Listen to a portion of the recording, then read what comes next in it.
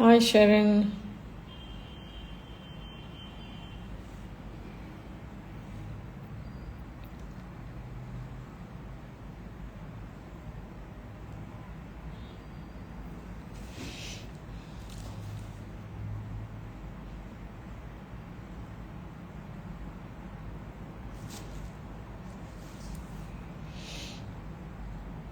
Hi, Dimple.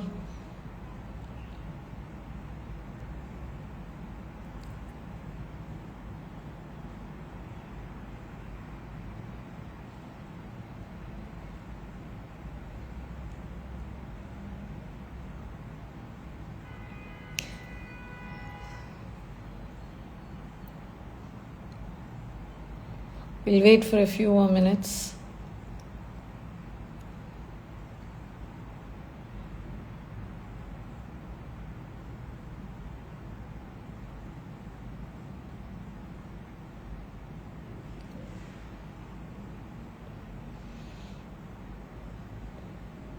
It's a hot afternoon today, so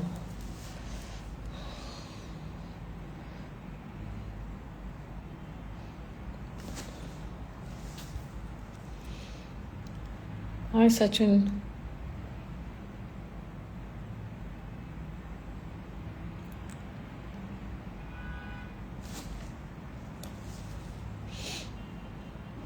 Hi, Anish.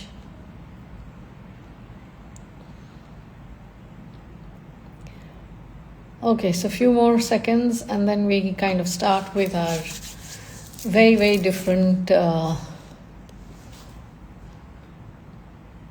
Ajit. I won't be doing any live video, accepting video request, Ajit. So, okay, guys, we'll start the Instagram live today. It started a bit late, but however, it's an interesting topic and it's largely triggered by some of the requests that we've received recently. And I thought it's a very important point and it's right time to also share, not to have and so think before you have, very unrealistic expectations that can actually put your marketing activities at stake. So the topic for today is 5 unrealistic marketing traps, 5 unrealistic marketing traps small business owners fall for, and what you can do instead. So what we're going to talk is 5, small business marketing traps to skip. Whom is this for basically? So largely this is for small business owners, solopreneurs and startup marketers who actually want to scale very fast. Yes, we all want to scale fast, but they do fall into certain traps and then they start doing only tactics rather than planning things properly. So the first trap, it's like if you build it, they will come. That's a myth. It's like the passive marketing trap. The myth is basically you either build a beautiful website or just a beautiful platform, social and or a great product, and you expect that it will naturally attract customers.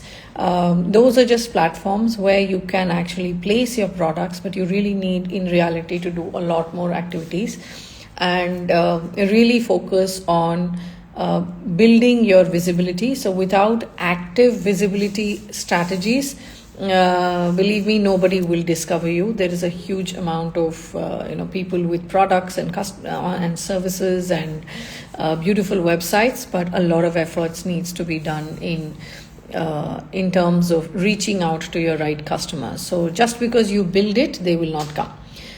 Some of the facts is about 61% of marketers say generating traffic and leads is one of their biggest challenges. So while you build great products or great platforms, presence on your platforms, it's important that you market yourself as well. 68% of online experiences begin with a search engine. So we all go to multiple we all go to Google. We also kind of, even on social nowadays, we're using it like a search engine. There is so much of data and information that we start using it like a search engine. So nearly 75% of users never scroll past the first page, as per Bright Edge. So it's important that we learn to market ourselves, market the brand properly. 85% of small business reports that organic traffic is the most valuable digital channel. So, but you need to generate the traffic. Just having an asset will not help. You need to create methods on how you can actually generate traffic. So, what can you do? The most common aspect which a lot of people miss out. Sometimes you have websites which are like 10 years old, 5 years old, or even new, but then you don't invest in search engine optimization, keyword research, Google business profile, and content marketing. These are a couple of the common gaps that we see in most of the audits that we do for different companies and queries that come to us. A lot of people don't leverage using email marketing and social media to drive traffic intentionally. So it needs not to be just a tactic to show your product, but it needs to have an intentional approach to gather your new customers. And you should also collaborate through guest posts, influencer marketing, and referral partnerships. So that's one of the ways that you can not just build, but you need to build traffic. The second trap is that everybody wants to go viral now. So going viral is the only goal, which is called as the trend trap. So the myth is one viral moment will make your business blow up.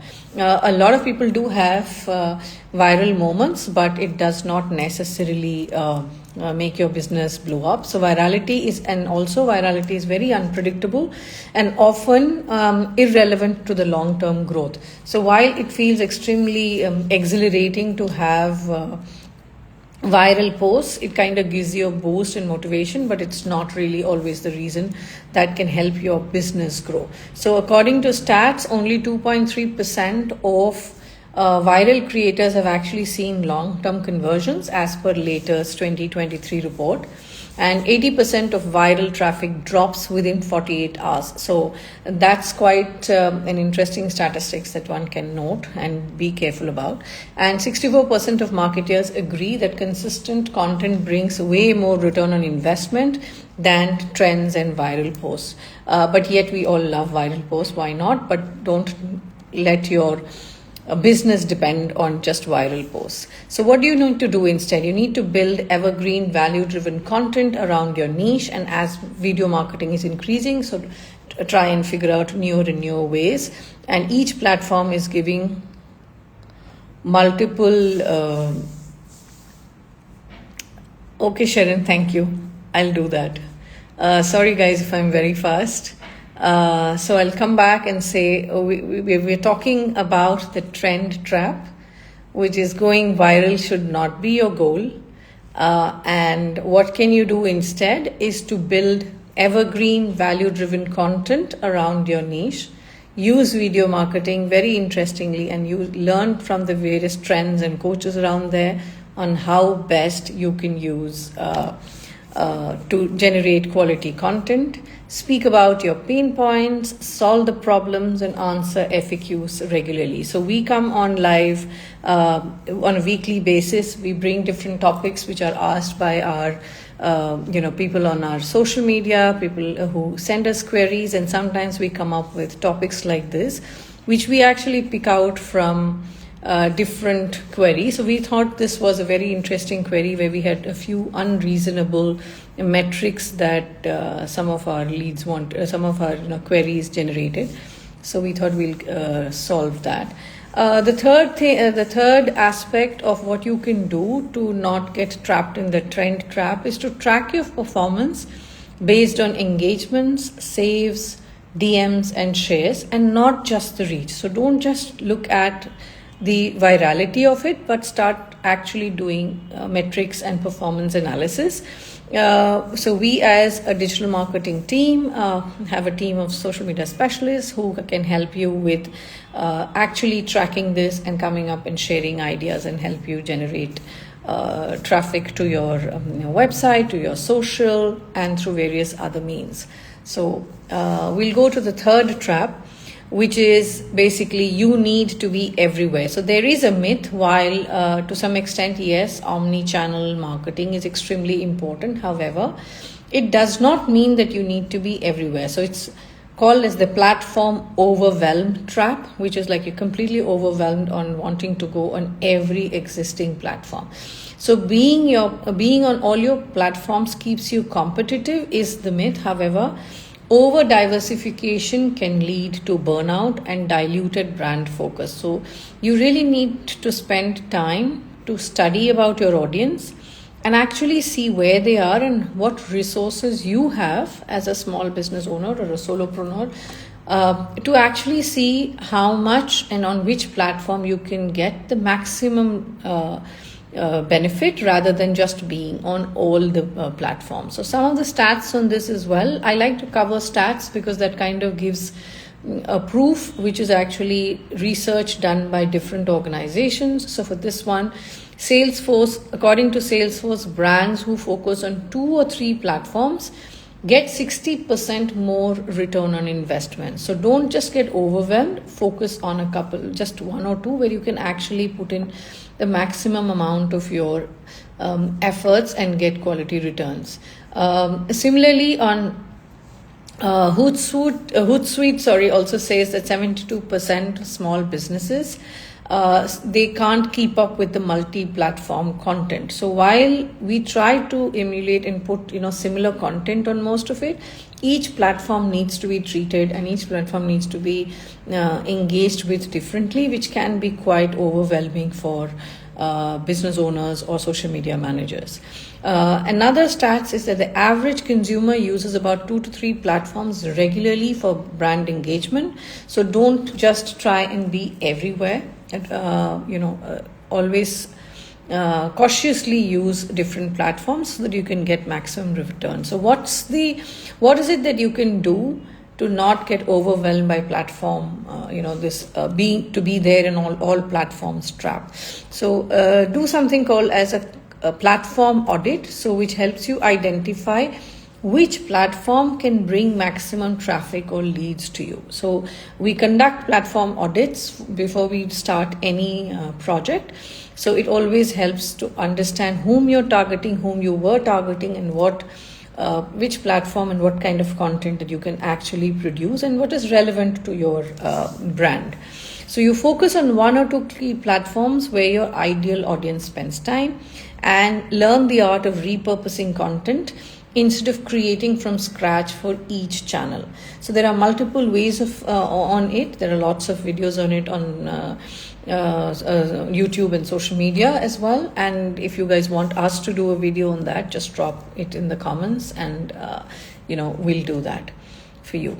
The fourth trap, which is also something everybody kind of gets caught in some time or the other, is the more followers means more sales, the vanity metric trap.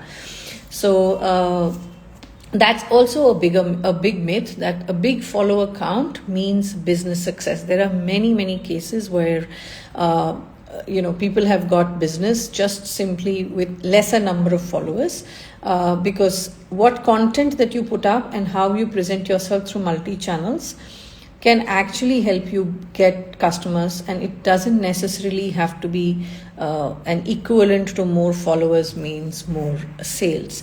So the reality is it's more about engagement and conversion that matters than not just raw numbers. So I do see a question. I will take these questions in the end. Thank you for the question, and I'll come back to the end of the live and then answer that question. Some of the facts related to this particular trap of more followers, more sales is micro influencers, for example, who have about 1,000 to 10,000 followers, generate 6x more engagement than mega influencers. So that's an interesting point that as small business owners you can think of on how that return happens. Also, brands with 5,000 to 10,000 followers and high engagement often outperform those with 50,000 followers in terms of return on investment, according to Sprout Social in 2023. And only about 1.2% of followers actually convert into customers on average. So these numbers are useful to understand and study. So there are lots of reports. Always kind of look into it than just falling into these trends and traps, which can really make you wonder about why your marketing is not working. So what can you do instead? You can focus on value-based content and direct messaging strategies to convert your followers. So you need to spend a bit of time to figure out how you can do that. You can use Instagram stories, polls, community features to drive interaction. So a lot of engagement needs to be your focus rather than just getting followers and just posting content. You need to turn your fans into email subscribers or customers with irresistible offers. So you need to plan one after the other so that you don't really have to always be caught up in the follower trap. The fifth trap we have, which a lot of people again get, is ads will fix everything. So a lot of people get caught in the paid media shortcut trap. Yes, the paid media is important to start getting some kind of visibility, but it does not mean that you infuse all your money into ads and magically a poor traffic will, or it will convert your poor traffic into good sales. Ads magnify what you're already doing, but they don't solve your product market fit problem. So you need to work on your product market fit and then come up with an interesting messaging and then run your ads. So don't waste all your money on ads just directly. So 65% of small businesses, business ad budgets are usually wasted due to either poor creative, bad targeting, or an unclear call to action. So this is as per WordStream. And Ad Espresso recently also took out saying that an average ROI on Facebook ads for small businesses is about 1.8x only if the funnel is optimized. So until you have your funnel right, your creatives right, your targeting right, you really do not get a conversion. So just because you run ads does not mean you will have the sale. Another interesting stat is the bounce rate on landing pages from paid traffic is about 70% when your value is not clear. So you need to spend a lot of time in creating the right value proposition. So what can you do instead? You can run organic validation tests. So polls, free trials, pre-orders, that's something that really trends on social especially. Clarify your offer, your benefits, audience pain points before running any ads. So if you can figure out different ways of doing some dipsticks and tests, do that, do your A/B testing. It's extremely important. Start with retargeting ads, not cold traffic, and track your ROI weekly. So we help our clients with doing performance tracking and reporting on a regular basis. So that's a practice that helps us to be on track and give good results to our clients and people who work with us. If you have any queries related to it, you're most welcome to come and ask us, book a discovery call with us, share your problems, we can help you do audits, we can help you come out of some of these traps if you're caught in any one of them. So feel free to DM us on our social. Feel free to join us as many times as you can on our Insta Lives. We are there live every week, either a Wednesday or a Thursday, to share different thoughts, ideas, trends, challenges that people are facing in e-commerce. So to just quickly wrap it up, I see I have 2-3 more questions. I'll give you a quick summary and then answer those questions. So virality does not equal sales. Please keep that in mind. Focus on consistency and audience alignment. Followers do not guarantee revenue, so prioritize on engagement and conversions. Ads are not a fix all, so they only amplify what already converts, and you do not need to be on every platform, so don't get overwhelmed by that. Focus where your audience is and start with 1 or 2 platforms. Master them and then move on to the others. You cannot DIY everything forever, so please delegate and automate to grow. So these are the few takeaways from this session today. Just to answer some of the questions. So one of the questions I've had is, small businesses have loads of followers but barely make sales. So what are they doing wrong?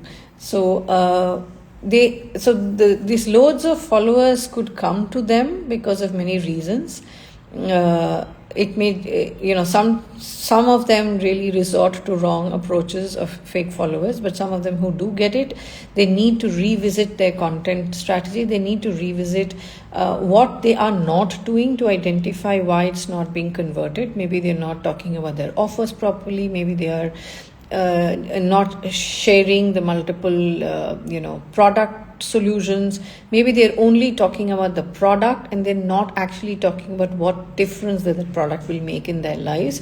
So it's a lot about messaging, communication, and sometimes it's important to see how you're actually reaching and engaging with those followers. So, and how have you actually sourced those followers? So those are some things that will help. I hope that answers your question. Another question we have is, how many platforms should a small brand be active on? That's something that I said just a few minutes ago, that do not fall into the platform overwhelm trap. You don't need to be everywhere. Best is to start and focus on 1 or 2 key platforms where your ideal audience spends time. Do your platform audits. See where your traffic comes from, and if you don't really have data driven or don't know how to study those insights, reach out to any social media manager who can help you with that. We have one more question. I see, how does a small business increase engagement with a very small audience? I don't think it's the small audience that matters. It's more about how you're engaging. So not only do you need to engage with your existing audience, use multiple ways of connecting with the content of other people in the industry or the kind of customers that you're looking for. So reach out to them through different reach out to them to DMs, give them comments, share their posts. So the more engagement you do on your platform, more and more people will the algorithm will actually take your content to more and more people. So engagement is actually probably the only answer on how to increase your audience,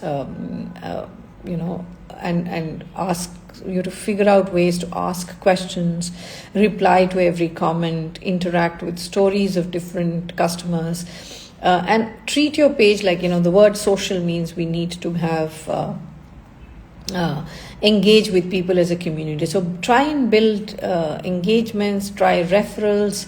So there are multiple tactics and multiple ways of doing that.